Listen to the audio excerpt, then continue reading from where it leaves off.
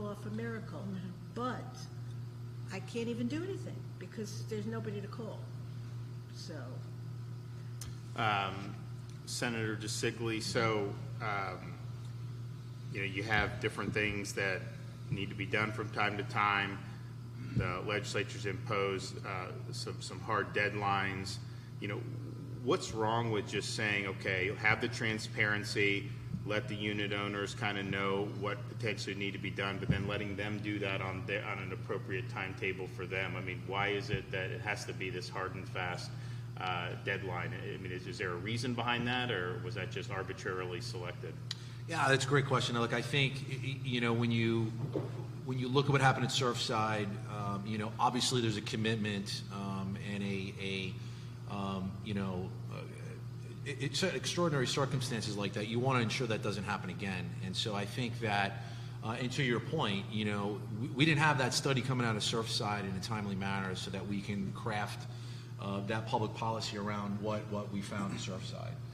And I think that what has begun to happen here is very interesting to me is that at first, the feedback that I've been getting are folks in condo associations that were kicking the can down the road.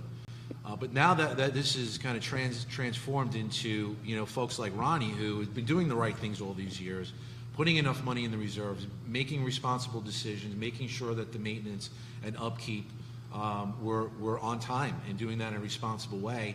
They're now burdened with all of these assessments and all of these things happening at one time. And this, Governor, the 6 years I've been in the legislature, I've lost count of the time that we've gone to special session. We go to special session to fix things just like this because, what we initially attempted to do in the legislature, in many cases we have to see how that works in the real world. And this is certainly what we're hearing today is just one small example of hundreds that my office alone, just here in Pinellas County, have been hearing. So. I am very open to creating flexibility to give these folks some more time, and certainly open to having that conversation on low interest or zero interest loans. And obviously, devil's in the details, but I think that there needs to be a commitment certainly from the legislature to have these conversations and ultimately translate that into legislation that's going to help folks like Ronnie and people in her association. Okay, Earl, what do you think should be done? I think what needs to be done, right now we've got all the apples, the bad apples and the good apples in the same barrel. What we need to do is take the bad apples out. It's not too hard to find out who those are, find out what their financial condition is, send the fire marshal or the building inspector over to their building and do a visual inspection if they haven't had their visual inspection already, or make it mandatory that the visual inspection has to go to the building department to find out which buildings are truly in trouble. But to put a building like ours, which we've planned to do these repairs over the last 5 years, and now all of a sudden everything that we've planned to do, we've got these tremendous other bills that we didn't know we were going to have. It's just not right. There has to be a reorganization of the bad apples first, and then the next level, the ones that are questionable, but the ones that are the good apples, they need a little more time because we've been assessing our owners for 4 years for improvements, and we've tried to get it to a balance that they can afford, but to have all of a sudden we got another 200, 300,000, more than that, it's like $1 million that we've got to come up with that we hadn't planned on.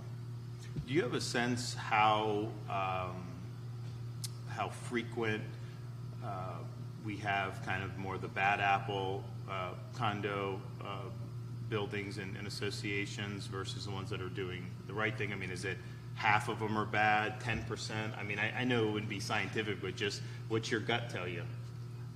I think the buildings that have a more affluent group of owners are doing more of the right things. They're probably not up to, Deborah, you can correct me on this, of the fully funding, but it's just the timeline to do this. When we've got, for 5 years, we've been planning other things to do. what are your recommendations? Well, first, if I can just comment on the bad apples, I have to tell you, in my company, and we don't have bad apples. You know, our community associations over the years have done the right thing and done what they could. Again, the option to waive reserves or partially fund reserves was given to them, and they took advantage of it in some cases. Many did not. But what's important now is we're all in this kind of together, and we have to figure out a way that we can manage making sure that these buildings are safe, but making it affordable. So I'm encouraged to hear that we're looking at some interest-free, low-interest loans that would help some of these community associations. I'm also very, happy to hear that we're going to perhaps have a special session and look at delaying this implementation of this structural integrity reserve study. Beside the cost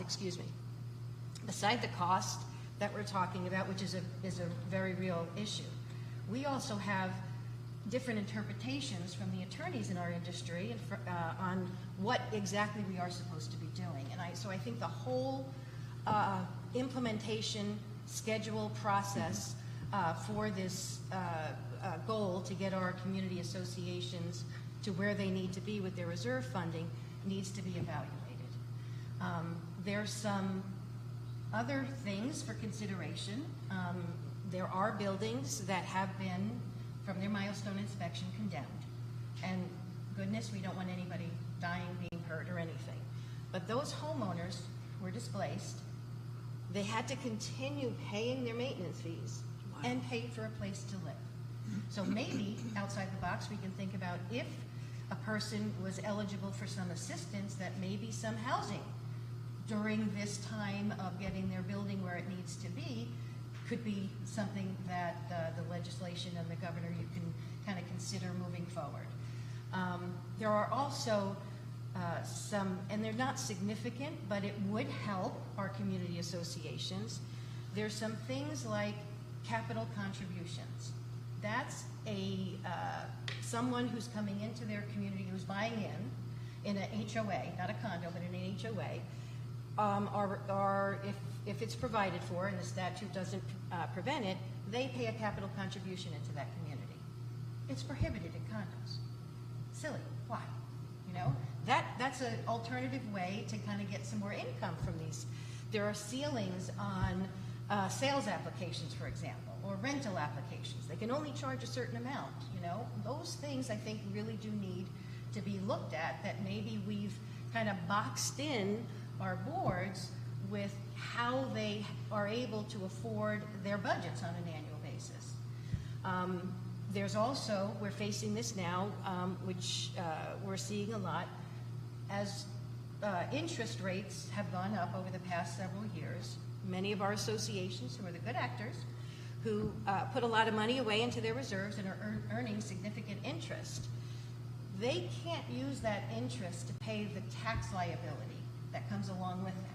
That has to be a separate line item in the operating account.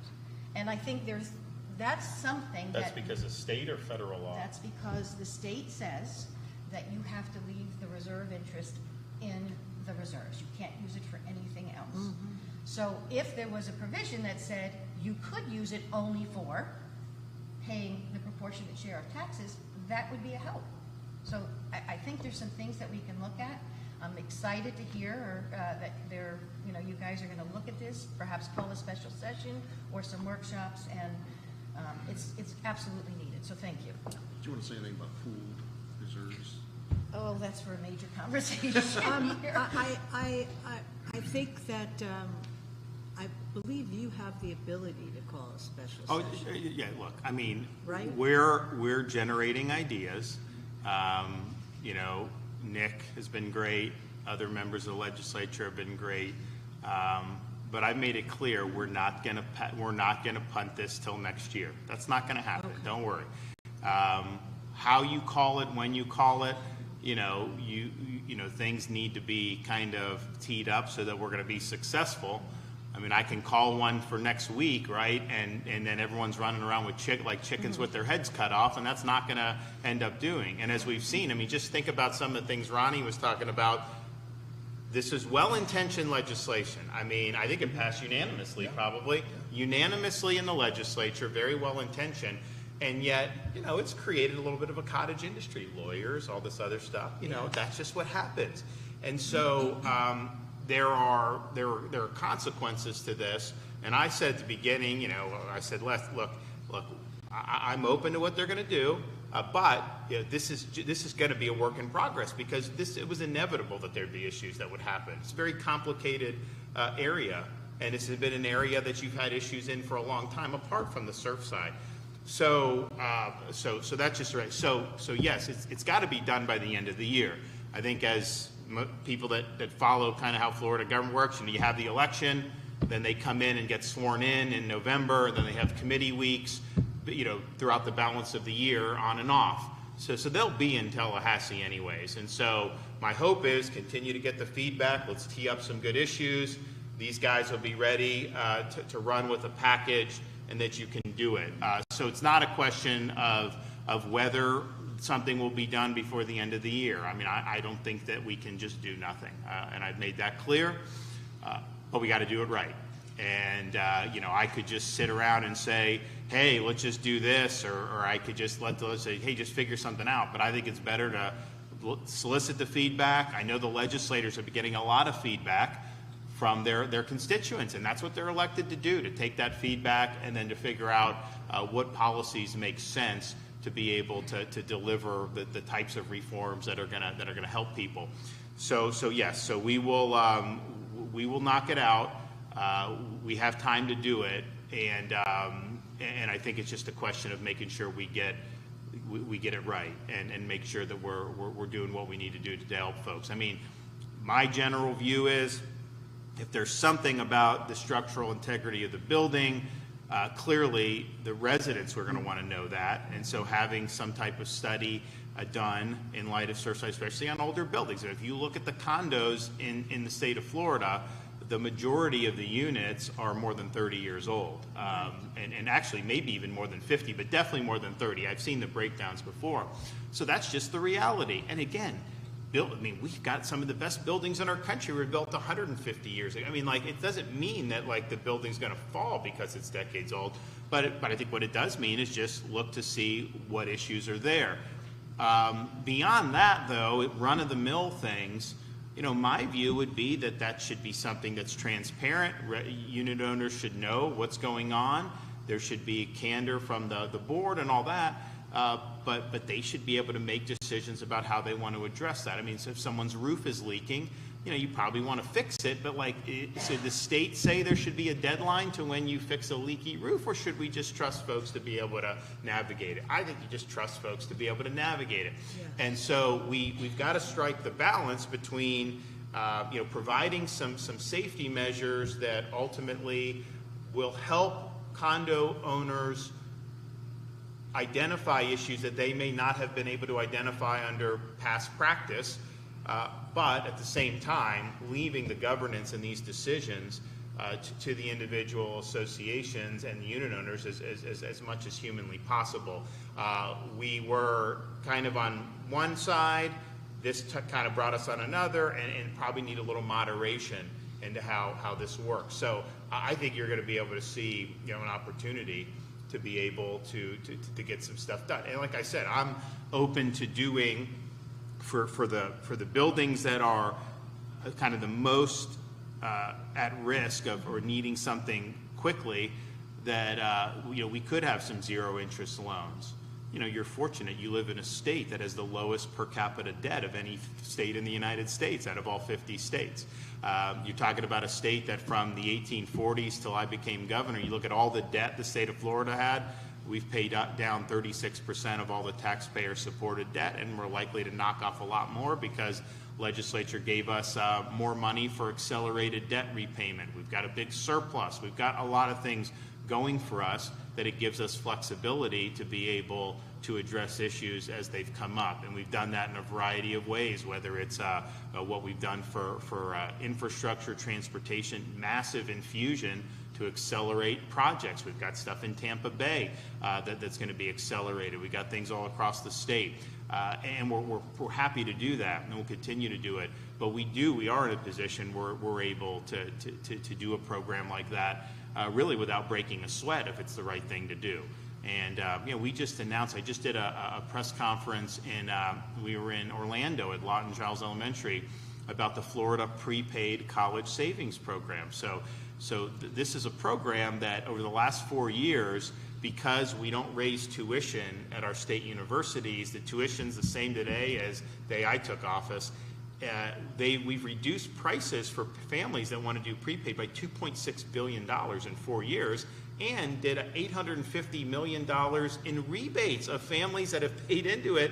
They're getting $850 million back. What other state would give you money back in that situation? Not a lot. They would take it, and they would use it to do other things. And actually, we have $130 million that hasn't been claimed yet. So if you're a prepaid family, I'll tell you again, you may have money coming to you, thousands of dollars, right? So all that just being said, that we just got to get it right. We have the ability to do what we need to do. If we need to do some loans, 0 interest. Now, interest rates are still higher than they were, but we did have 50 basis points cut. That should have happened, I think, in July. They didn't do any cut then, and I think the Fed has really mismanaged this. I think it's hurt a lot of people, particularly with housing. But nevertheless, they're doing that, and they'll likely do another rate cut, maybe 25, maybe 50 before the end of the year. So you will start to see that. I don't know that means you're going to see inflation just peter out. It's possible you could end up seeing it accelerate again, especially if they keep spending all this money in Washington. It's also possible the softness of the economy, that starts to become more of a problem nationwide, because I do think there's evidence of softening. So all that being said, we're going to be responsive no matter what in Florida. We've got the reserves. Our rainy day fund, since I became governor, we've tripled the rainy day fund. In fact, I think we have like a couple $100 million that we are allowed to put in, and then the law says you can't have any more money in the rainy day fund because it represents such a big proportion of our overall budget. It can only be a certain percentage of your overall spend, and I think it was like $1.3 billion when I became governor, and now I think it's over $4 billion. So I think we have a couple $100,000. Once we hit $4.5 billion or something like that, you got to stop. You can't even do it. So that's a good position for us to be in, and we're going to make sure that we will act accordingly. Is there any other ideas that anybody has about? I don't know if this is possible, but maybe to be able to more easily remove bad actor board members. So we've done, there have been some series of reforms. I think we did another bill this year. There's about transparency, about having some accountability, but clearly condo governance, especially in some parts of the state, has been an issue. Let's just put it that way. So what can we do for series of reforms to kind of make it so that there's accountability? There's also risk if you do too much in that, because we want people to be able to make their own decisions. But yes, I think that there's interest if there's more to do to reform some of the governance. And that the legislators, when they sit down and talk about these things, actually talk to board members and associations from different areas. No, I think that's happening. I know Nick has been all over this. Mm-hmm. Our South Florida reps, when we were down in Miami Lakes, they've been really working with their constituents. And part of it is just because it's like, when things are going well, then they don't hear. But then when there's something like this assessments, and all of a sudden people have a lot of anxiety, then they reach out. So they've gotten a lot of feedback, and I think it's this whole thing is being driven by the feedback, and that's why we wanted to do these roundtables around the state to be able to continue to get more information. Anything else for the good of the order? No, I'm just very thankful that we were able to come here today and have this robust conversation, and look forward to hopefully participating maybe in some other discussions. I just think the timeline needs to change. Yeah, for sure. That's the big thing. Yeah, you look at if someone bought a condo in Florida 15 years ago, it's more valuable today. There's no question. The market collapsed in 2007, 2008. If you bought it, you probably got a pretty good deal, and it has gone up. And so somebody's in a position now where they're getting hit with these assessments. It may not be something they can afford, or pay. You know, some people say, well, you can just sell it, you've made money off of it or whatever. You know, the problem with that is, one, not everyone wants to do that. Some people are happy with where they're at and they want to stay. But two, just because you're making money off a property and sell it, then where do you go? Because homes have gone up. You know, the real estate values have gone up, particularly over the last 15 years, but certainly over the last 3 or 4. That's just the reality. It's part of it's driven by demand for people wanting to move and live in Florida. Part of it is some of these policies that the Fed had done, federal government spending and borrowing policies. You know, it has increased housing. So it's not so simple to say you can just sell it. In fact, you wouldn't want to put somebody in that situation. So we are mindful of that. We want people to be able to stay in their units. If that's something that they're happy with, we want to make sure that's able to be done. And so there'll be other ideas that I think will come to the forefront, but I do think it's constructive to be able to hear, listen to the feedback, and arm the representatives in the legislature with the ideas. But yes, just so everyone's clear, we have to act this year. We can't punt this. The legislature doesn't even come into session until March of next year. That obviously is not going to be appropriate, and it needs to be done before the end of the calendar year. So I would very much mark your calendar that at some point over the next 3.5 months, something will be done.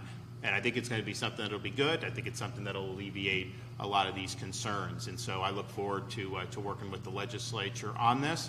They made a good faith effort following Surfside when they didn't have all the information that we needed to provide some reforms so that something like that never happened again. And we don't want to see anything like that happen again. If there's things we can do, I mean, I don't think if the Surfside people were said 2 weeks before that happened that you needed to do this, or 2 years before, otherwise this, I think everyone would have been willing to labor under really significant assessments, even if it meant preserving the integrity of the structure and avoiding something like that happening. That was a really, really traumatic experience for the state. It was one of the worst days in the state's history.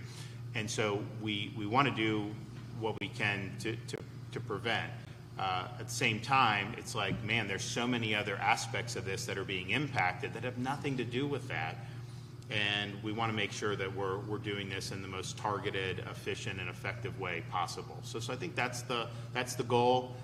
Make sure that we have transparency, make sure that we have a strong commitment to safety for our residents, but also making sure that residents are able to enjoy life, stay in their units, and not have some of these really crushing financial burdens placed on them. Especially, look, this is not easy for anyone, but especially our elderly who are on fixed income. I mean, that's the real difficult thing to do at that point. So thanks to everyone who's participated in this. We're going to continue to solicit and get feedback, and we will be working with the legislature. They will be in Tallahassee anyways, November, December time period. And so this will be something that I'm making clear now. It's not going to be able to be pushed off. And I think most of the legislators that I've talked to, and Nick can correct me, I mean, I think most of them want to do something by the end of the year. So yes, so we'll act. Okay, anyone have any questions? Governor, why don't you call a special session now? People are planning for an end of year deadline. Nobody needs to know now when these will be sent. Well, if you were listening to what I said instead of looking on your phone, you would have said that you can call a special session without having the reforms lined up. If they're half-baked, people just run around like chickens with their heads cut off. And you could end up generating a product that causes problems. So we're doing this very thoughtfully. I've made it very clear to the public that we are going to do something. I'll have them in, and I don't even think I'm going to need to. I think they're going to want to call a session when they're in anyways. So it's going to happen. But we got to do this thoughtfully, and we got to make sure that this is given the relief people need, that we're having, that we are perhaps recognizing distinctions between condo associations and condos that have performed well and have done the things that need to be done, and maybe some of the others that are more in the minority, but that maybe haven't done that. So those things need to be hashed out. So we're proud to be able to go around the state and solicit feedback from people. I think we've got a number of good ideas, and those ideas will be worked through. But when the legislature does address this year, just know that it's not going to be willy-nilly. There's going to have been thought that was put into it. They're going to have looked at all these different issues, and they will have arrived at a consensus product that will address the needs that people have here in the state of Florida. So we got to do it, but we got to do it right. May I ask off topic, Governor? So the first vote by mail ballots are coming in now from overseas military voters, and soon everybody will be voting. The voters of Hillsborough and Orange and Osceola counties will be voting in state attorney races. I know you want to keep those incumbents in there, but what happens if the voters do vote for Andrew Warren and/or Monique Worrell? Can you tell the voters we overturn the popular vote on November 5th? So here's just the fact. When both of those folks were in office, they took the position that they didn't have to enforce laws they disagreed with. That caused people to be put back on the street, who then victimized folks that should not have been victimized. There were cops that were shot because Monique Worrell put people back on the street. You talk to law enforcement in all three of those counties. You talk to the sheriff in Hillsborough, Sheriff Cronister. He'll tell you you need a prosecutor that's going to enforce the law and lock up the bad guys. Don't put them back on the street. He'll tell you what it was like under the old regime when the criminals knew they can get away with crimes. Talk to the folks in Orange and Osceola who work in law enforcement. Talk to the victims who were victimized by people that had just been pushed in and out of the system, blaming the society, not wanting to hold criminals accountable. I can tell you, you need prosecutors that are going to be guided by the law and that are going to enforce the law without fear or favor, that are not going to be bringing in a political agenda. And certainly, you cannot have prosecutors that are going to coddle the criminals and care more about the feelings and the rights of criminals than they do about the well-being of the victims of the crimes. And that is something that has been true all across this country. When you have these prosecutors who are not willing to enforce the law or who turn dangerous people back out on the street, you see the results. And they've been catastrophic in places ranging from San Francisco to Los Angeles to Philadelphia to Baltimore. And this used to not even be controversial. Nobody thought a prosecutor should go in and try to put people out. They thought the job of the prosecutor was to hold people accountable. It didn't matter whether you were a Republican or a Democrat. There was no difference in that view of how prosecutors should function in law enforcement. This is a relatively new phenomenon over the last 10 or 15 years that all of a sudden prosecutors think, you know, they don't like this law, they don't like that law, they don't like that. So instead of running for the legislature and trying to change laws you disagree with, which is the way we're supposed to do it, they just take it upon themselves not to enforce the law at all. That's not the way our system was designed. And so to me, it's just about, we want to make sure that our state is safe. We want to make sure law and order prevails, but particularly in some of the more urban areas, you've got to hold criminals accountable. You cannot have a revolving door where they just keep going out and out. And you can talk to folks who work, talk to Sheriff Cronister, talk to folks who are on the beat in Osceola or Orange counties, people who work for the deputy sheriffs or police officers. They want a prosecutor who's going to be willing to stand up for them against the criminals. Members of the public want a prosecutor to stand up for them against the criminals. And that should just be, this shouldn't even be a debate in this country at this point, given the carnage that's happened in some of these other jurisdictions around the country. And I would note, you hear some of this stuff like crime in Florida is at a 50-year low. They'll now say some of these other places are, and that because some of the jurisdictions aren't reporting the figures. Well, yeah, that's a lot. That's easy. I mean, that's just like me saying, yeah, Florida State beat Boston College. If you don't report Boston College's points, how do you do that? Nobody does that. So public safety is paramount. We can have a great economy. We can have great education. And, we're number one in education 2 years in a row nationwide. You can have all that.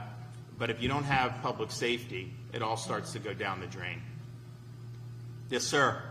My question is, this is something you're passionate about. You're talking about public safety. We're seeing a big increase in local school district with all these school grants. And we're seeing in Hillsborough County, we're seeing it statewide across the country. At what point do you think the state is going to have to step in, if they're going to step in, and kind of help these districts out? Well, what I've seen is a lot of law enforcement around the state take this very seriously.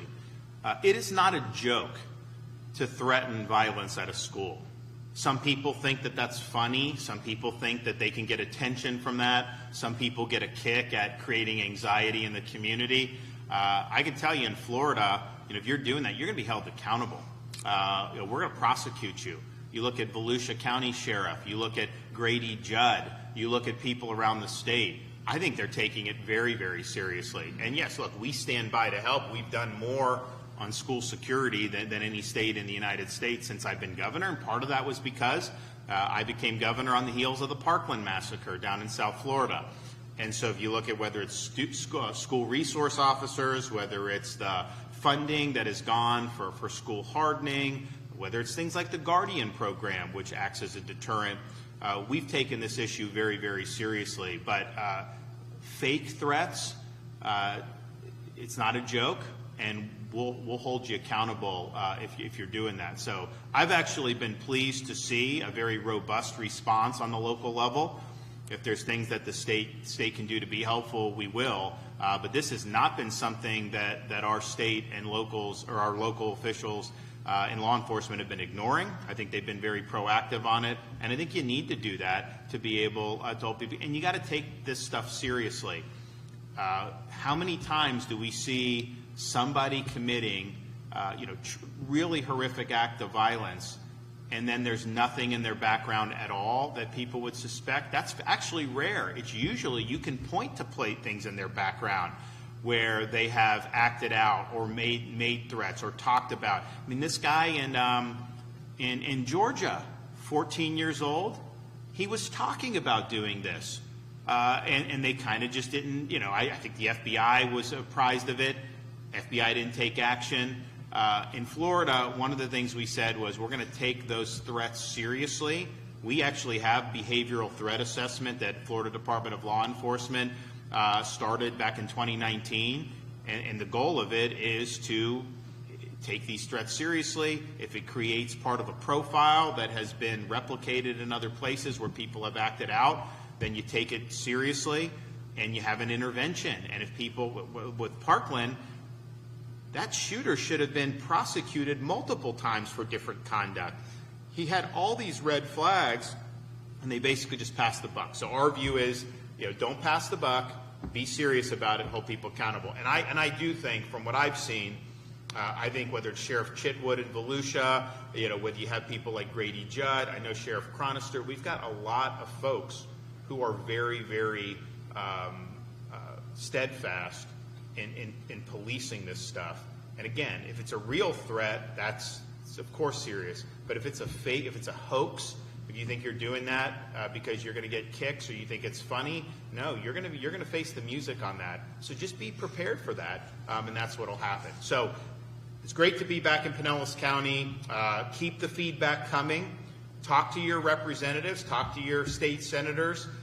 We have a lot of good ideas, I think. I think we've got a sense of what the major problems are, but I know they want to hear from you. So drop them an email, call their office, go visit them, talk to them. There is going to be action taken this year. It's going to be done thoughtfully. It's going to be done properly, but there will be action taken this year. So on the one hand, be very forward about that. Speak your mind, let them know what's on your mind, let them know what you think should happen. But on the other hand, there is a lot of anxiety out there. Just know, if you're in that situation, that this is not an issue that's going to be swept under the rug. It's not an issue that's going to be ignored. This will be an issue that will be addressed. And I think it'll be addressed in a way, particularly for some of these really significant cost burdens and some of our vulnerable residents, that we'll have an eye to providing meaningful relief. So thanks, everybody, and we've got more feedback to get, more work to do but we will do something this year. Thank you. Thank you.